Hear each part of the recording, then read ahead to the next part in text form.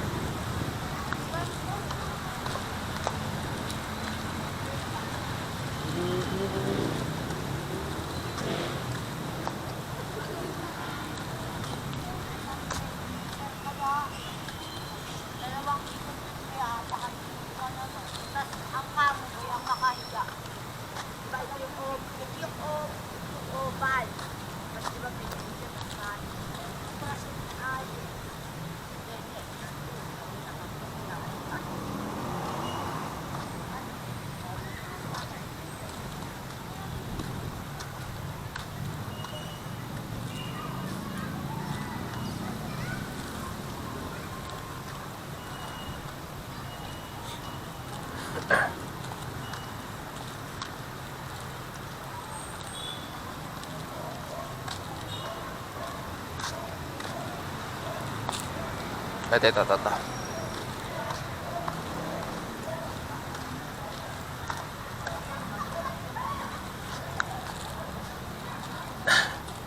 Ay ma'am, magandang hapon. Ma'am, gumagawa kasi ako ng content. Okay lang ba na may ipapabasa lang sa inyo tapos may aabot akong chocolate bar? Kung okay lang po.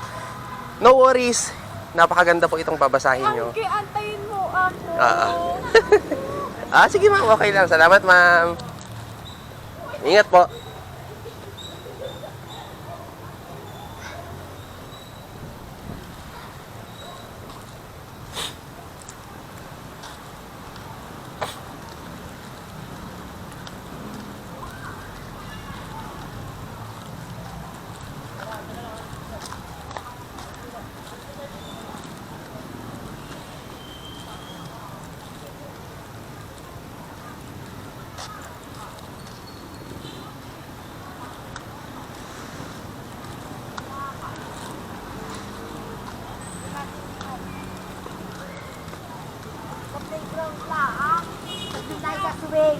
Ay ma'am, magandang hapon. Ma'am, gumagawa kasi ako ng content. Okay lang po ba? Pa-video kayo. Bali, ang content ko po is may ipapabasa lang po sa inyo na nanggaling sa Bible. Yun lang po. Tapos mayroon akong 2 chocolate bar na ipamimigay. Basta babasa lang po, okay na po sa akin. Baka po may sasagutan. Wala po, babasahin lang. Utak na. Then, ito po, basahin nyo ay galing sa Bible. So, syempre ako po, dumaan naman ako ng pagiging anak. So, may mga magulang tayo. Eksaktong-sakto po kasi yung ipapabasa ko sa inyo. Kung gusto niyo rin po mag-message na sa inyong magulang, okay lang din, mas maganda. Kaya kung ano yung gusto natin i-message sa tatay, nanay natin. Sino po magbabasa? Ayan ma'am. Ayan. Ang pag-ibig ng magulang sa anak ay tulad ng pag-ibig ng Diyos sa kaniyang nilikha. Ang magulang na umiibig sa anak ay handang magbuwis ng kanyang buhay para dito. Tulad ng Diyos na nagbuwis buhay na nagkatawang tao sa pamamagitan ni Jesus para sa kapatawaran ng lahat. Sa pamamagitan ng kamatayan sa krus, ipinakita niya sa tao ang pag-ibig nito.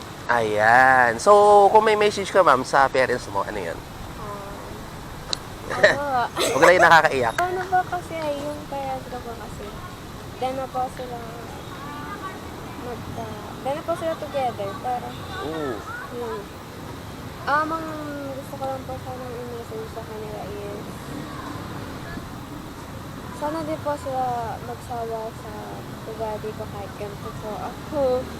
Thanks po, sana magpapasalamat po ako sa kanila at kay God dahil po binigyan po ako ni God ng mga parents po na katulad nila na kaya po ako pinapabayaan. So ngayon ma'am, okay lang. Sinong kasama nyo?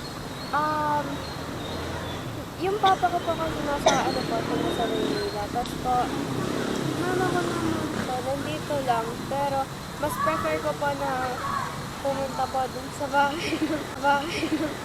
Doon po muna ako magsastay sa bahay ng lolo at lola ko po kasi po mas malapit po sa school. So yun, advice lang din kasi ang content ko rin po is sundin natin sana yung ating mga magulang. Kasi ako magulang po ako, mga kapatid, no?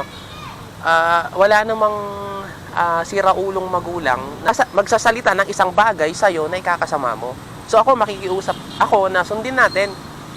Kasi ang gusto lang naman ng magulang, mapaganda yung kinabukasan natin.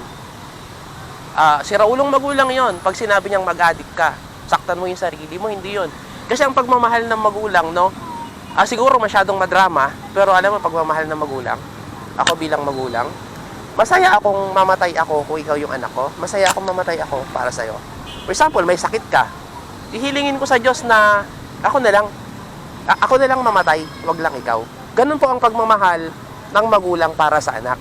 Kaya sana, wag tayong masyadong matigas yung ulo. Normal lang. Naging anak din ako Pasaway talaga, ano.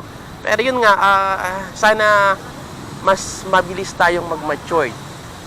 No? Na, and advice, magbasa tayo ng ating mga Biblia, mga kapatid. Kasi walang tinuturo ang Biblia na hindi maganda para sa atin, na ikakasama natin. So yun lang po, no. Ito na yung ano. Sensya na sir, dalawa lang to ha. Dalawa lang. Para sa mga babae na lang ano. Babae din daw po. Ay, gano'n. Thank you po. Ay, pwedeng gumawa tayo ng video. God bless everyone. Okay lang? God bless everyone. Thank you po. Thank you po. God bless. Magbasa po ng Bible, ma'am, no? Sir, thank you. God bless po. Ay, ano po yan?